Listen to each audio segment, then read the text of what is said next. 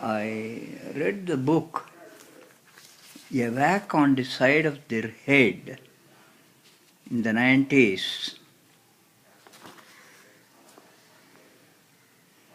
It provided for interesting reading at that time, and I jotted down some important points.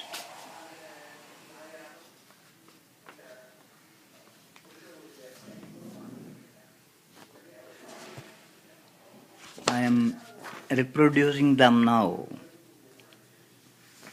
or rereading them now.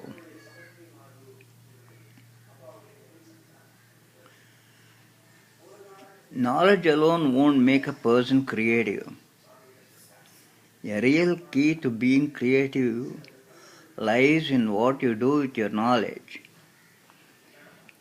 A nanosecond is a billionth of a second, and it is the basic time interval of a supercomputer's internal clock.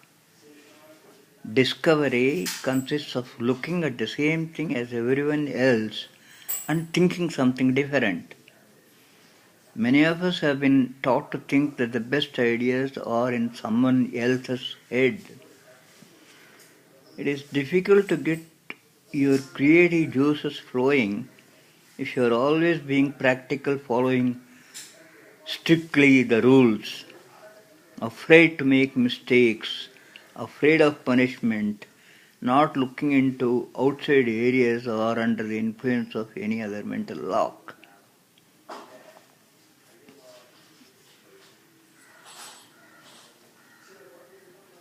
The constraints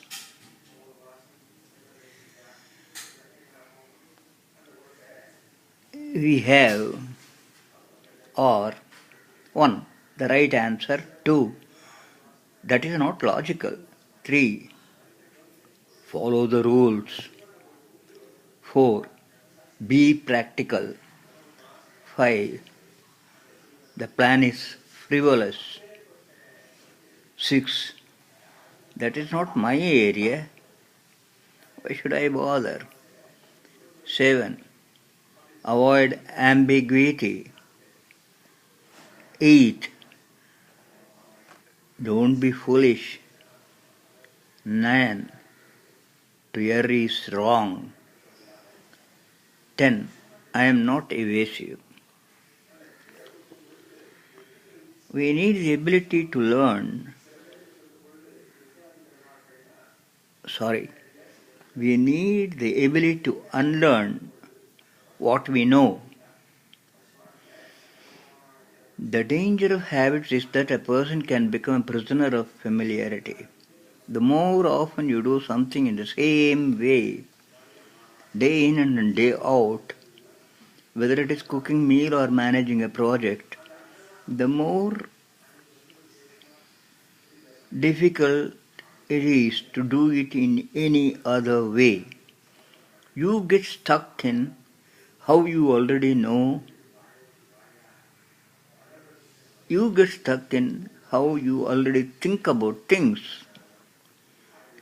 Sometimes nothing short of a whack on the side of the head can dislodge the assumption that keep us thinking more of the same. People find what they are looking for. It's a matter of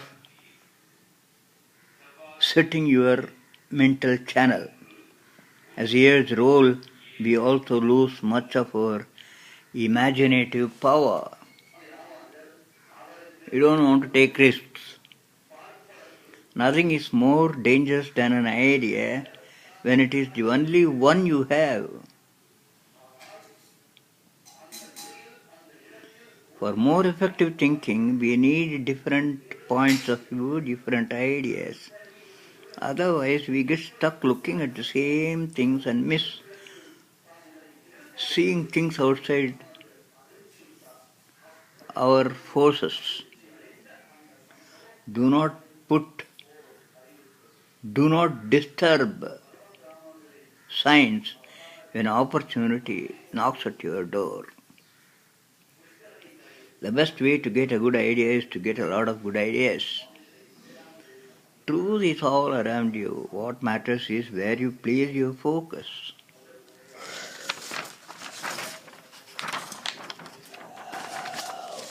Sometimes logic and analysis can prematurely narrow your thinking. Inconsistencies and contradictions are the hallmarks of human existence.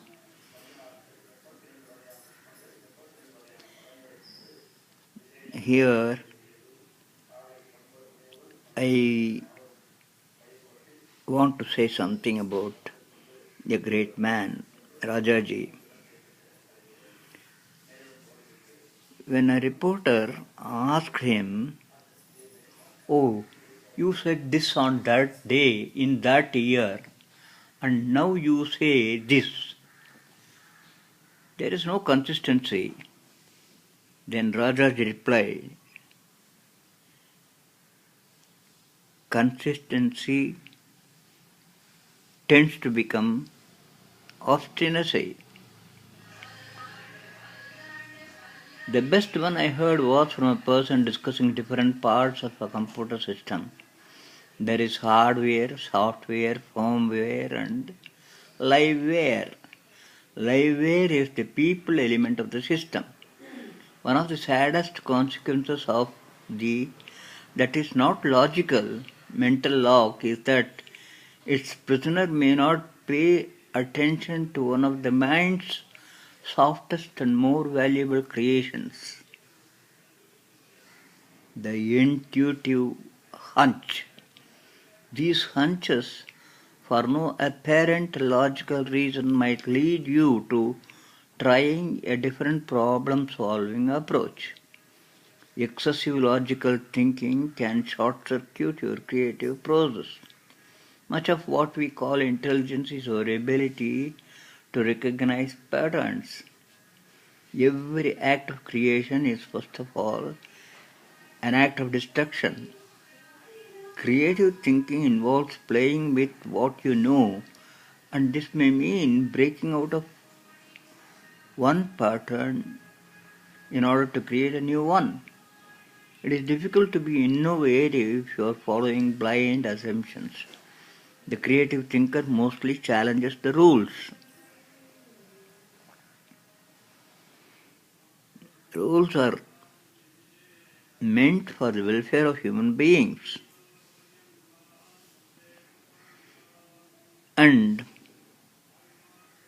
they have to be interpreted in that light. Playing the revolutionary is easier said than done, but you can do it. Creative thinking may simply mean the realization that there is no particular virtue in doing things the way they have always been done. 1. We make rules based on reasons that make a lot of sense. 2. We follow the rules. 3. Time passes and things completely change.